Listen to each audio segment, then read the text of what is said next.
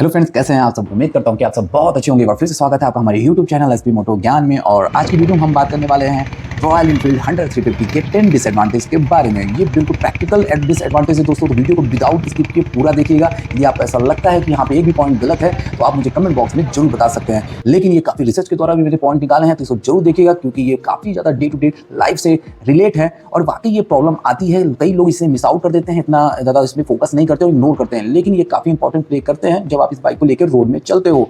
तो आपको यदि ये 1,49,000 के आसपास पैसे यदि आप खर्च कर रहे हो एक किसी प्रोडक्ट पे, तो आपके उसके डिसएडवांटेज के बारे में भी जानना चाहिए कि ये हमारे लिए यूजफुल कितना है ये बाइक। तो चलिए शुरू करते हैं विदाउट समय गवाए। पहला जो पॉइंट है दोस्तों, जो मुझे लगता है इसका डिसएडवांटेज है, वो है इसका ग्राउंड क्लियरेंस। इसमें आपको 150 mm का ग्राउंड क्लियरेंस देखने को मिलता है। मुझे ये नहीं समझ में आया रॉयल एनफील्ड ने इतना कम ग्राउंड क्लियरेंस क्यों दिया, वो भी इंडियन मार्केट में, जहां पर एक बड़े बड़े ब्रेकर्स, बड़े बड़े गड्ढे हमें देखने को अपने रोड में मिल जाते हैं। इतनी प्लेन रोड हमारे देश में नहीं है। ब्रेकर भी वो उस लेवल के नहीं बनाए जाते हैं कि बिल्कुल प्लेन हो, यहाँ पर काफी बड़े बड़े ब्रेकर्स बनाए जाते हैं। तो ये प्रॉब्लम क्रिएट करता है। ऊपर से इसमें इंजन प्रोटेक्टर भी एसेसरीज में देखने को मिलता है, जो कि बहुत लोग लगाते हैं। रीजन लगाने का ये हो जाता है कि 150 mm ऐसा ग्राउंड क्लियरेंस है, तो लोगों के मन में डर रहता है कहीं इंजन में कोई प्रॉब्लम ना आ जाए, वो टकरा ना जाए नीचे के किसी ऑब्जेक्ट से। तो इसके लिए वो इंजन प्रोटेक्टर लगा लेते हैं। इंजन प्रोटेक्टर पर उसका ग्राउंड क्लियरेंस और भी कम हो जाता है, वो ये नहीं ध्यान देते। ये प्रैक्टिकल बात है दोस्तों, उसका और ज्यादा ग्राउंड क्लियरेंस कम हो गया। अब जब आप इसे लेके चलते हो तो डेफिनेटली ये प्रोटेक्टर पे तो लग रही है चीजें, इंजन बच रहा है आपका, लेकिन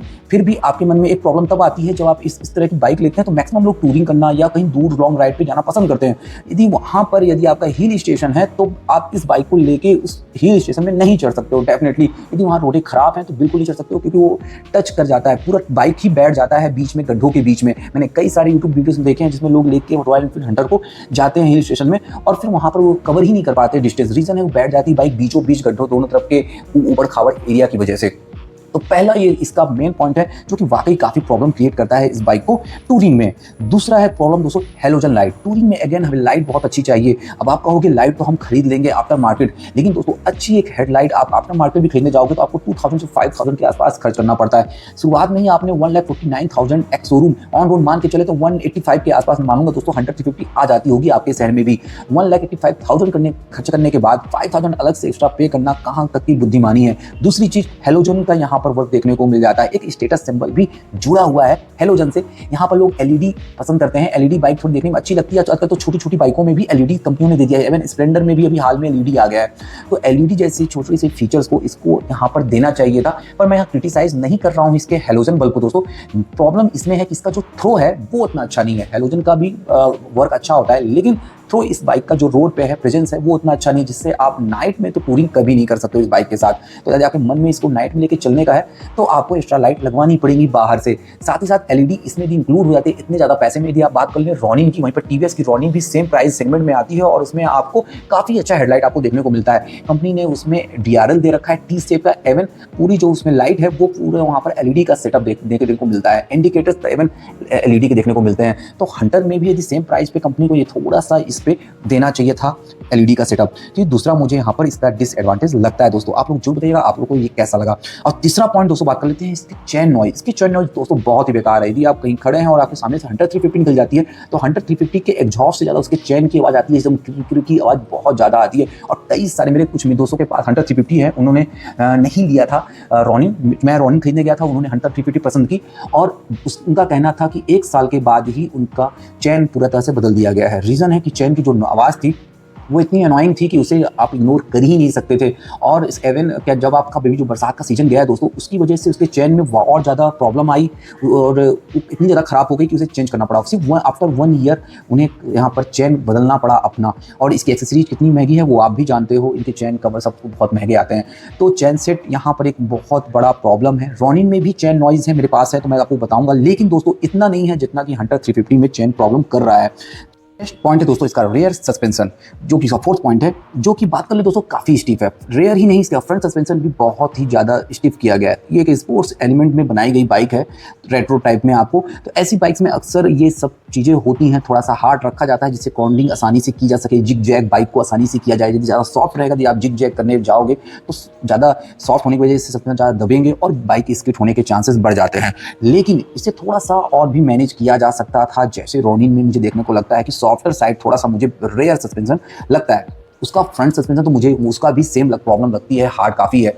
लेकिन यहाँ पर रॉयल एनफील्ड की उसके कंपैरिजन में बात करूँ दोस्तों, तो मुझे थोड़ा सा ज़्यादा स्टिफ सस्पेंशन यहाँ पर देखने को मिलता है, जिसका सबसे प्रॉब्लम ये आता है कि आप सिटी में जब चलाते हो तो आपको कोई प्रॉब्लम नहीं आने वाली है, क्योंकि स्मूथ रोड है, अच्छी रोड है, आप आसानी से निकल जाते हो, कोई ज़्यादा आपको गड्ढे या कोई ज़्यादा ऐसे ऊबड़ खाबड़ रास्ते देखने को नहीं मिलते। लेकिन जब आप इसे लेकर लॉन्ग राइड पे कहीं बाहर निकल लोगे, जहाँ पर रोड ही नहीं है, ऊबड़ खाबड़ टाइप की कच्चे रास्ते हैं, ऐसी जगह आपको समझ में आएगा कि सारे झटके आपकी बॉडी को लेने पड़ रहे हैं, पूरे हाथ से लेकर शोल्डर तक आपके पूरे झटके आपको आएंगे। बैक की वजह से पीठ में सारे जो सस्पेंशन है उसकी वजह से आपके पीठ में सारे झटके आएंगे, तो आप ज़्यादा जल्दी इसमें टायर्ड फील करोगे, आपको उतना कंफर्ट महसूस नहीं होगा जब आप इस बाइक को लेके कच्चे रास्तों में या पहाड़ी रास्तों में लेके जाओगे। तो लॉन्ग रूट के लिए थोड़ा सा यहाँ पर आपको डिस्टर्ब करने वाली है ये बाइक, लेकिन सिटी में आपको ऐसा कोई भी ऐसा फीलिंग नहीं आने वाला है ज़्यादा, क्योंकि रोड अच्छी होती है। तो ये इसका एक मेजर इशू है, कंपनी को थोड़ा सा यहाँ पर सस्पेंशन को इसके सॉफ्टवेयर साइज कर देना चाहिए था।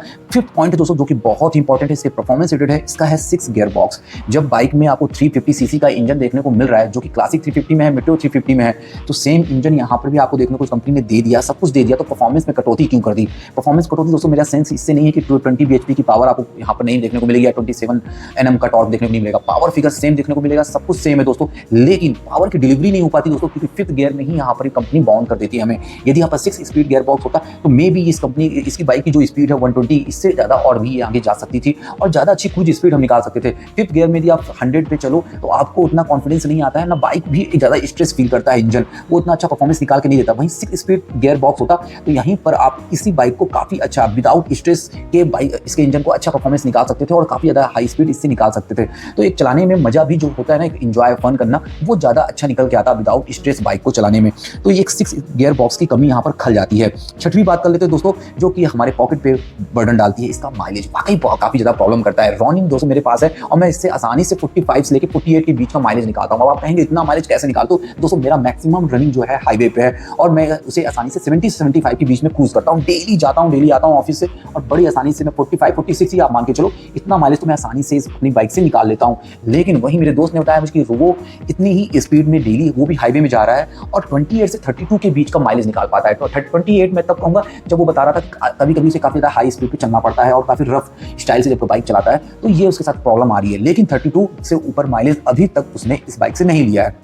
13 kmpl का माइलेज इसका डिफरेंस आपको दोनों बाइकों में देखने को मिल जाता है, जो कि एक प्रॉब्लम है। कहाँ आप 13 किलोमीटर से आप काफ़ी पैसे ऐसे बचा सकते हो, क्योंकि इसमें 100 के आसपास मान लेते हैं फ्यूल है, तो आप लगभग आप अपना कैलकुलेशन आप कर लो कि आप कितना पैसा अपना वेस्ट कर रहे हो इस बाइक के ऊपर, क्योंकि ये बाइक माइलेज तो आपको नहीं देने वाली है। कई लोग मुझे कहेंगे मुझे पता है कि 350 सीसी का इंजन है तो आप इतना माइलेज एक्सपेक्ट क्यों कर रहे हो, लेकिन दोस्तों ये भी देखो आप यहाँ पर कंपनी ने 16 से 17 किलो वेट भी कम किया था, तो वेट टू रेशियो के हिसाब से यहाँ पर थोड़ा सा माइलेज कंपनी को इंक्रीज करना चाहिए था इसमें। चलिए कोई बात नहीं, जैसा वो आपके ऊपर डिपेंड है, आप लोग क्या सोचते हैं। लेकिन नेक्स्ट पॉइंट की तरफ बढ़ लेते हैं, जो मुझे इसकी कमी लगती है वो है इसका 7th पॉइंट है फाइबर पार्ट। कंपनी ने लाइट वेट बनाने के चक्कर में इसमें फाइबर दे दिए बहुत सारे। इसके पहले रॉयल एनफील्ड की बाइकें लोगों को पसंद क्यों थी दोस्तों, कि फुल मेटल बॉडी के साथ बाइक आती थी, काफ़ी अच्छा एग्जॉस्ट हुआ करता था, हैवी लुक था, हैवी वेट था, तो चलाने में बहुत मजा आता था लोगों को। लेकिन इसमें कंपनी ने सारी कॉस्ट कटिंग करने के चक्कर में सारी जगह फाइबर लगा दिए, सिर्फ टैंक को छोड़ के बाकी एलिमेंट्स आपको फाइबर के ही देखने को मिल जाते हैं इस बाइक में, जो कि कहीं ना कहीं यहाँ पर इसे अब डिग्रेड करते हैं, चीप क्वालिटी फील कराते हैं। क्योंकि आप जब इसे लेके चलोगे कोई भी जानेगा कि ये मेटल पार्ट्स नहीं है तो रॉयल एनफील्ड की फीलिंग आती ही नहीं है। प्लास्टिक का तो नाम रॉयल एनफील्ड के लिए मुझे नहीं लगता कहीं से सुटेबल करता है। वहीं यदि बात कर ले रॉनिन की दोस्तों, तो रॉनिन में पूरी जगह आपको मेटल का वर्क देखने को मिलता है, उसके बावजूद भी उसने अपने वेट मैनेजमेंट में इतना अच्छा वर्क किया है कि 170 kg का ही वेट वहाँ आपको देखने को मिलता है, जबकि हंटर इससे हैवियर साइड है।